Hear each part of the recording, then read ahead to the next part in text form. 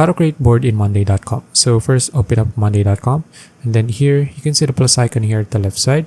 Click on that, and then you'll see the board here. Click on that, and then here you just need to type in the name of your board. So let's say I'm going to type in example board 1, and then here, as for your privacy, choose either main, private, or shareable. So main is visible to everyone in your account.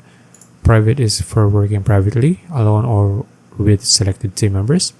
And for the shareable, this is for working privately with guests outside your account. Okay, so let's just use main here.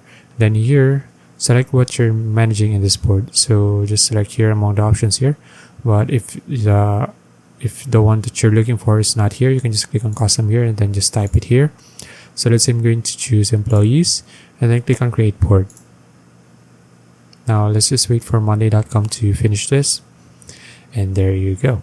Okay, so that's it. If you found this video useful, please like and subscribe for more videos like this. See you in the next one.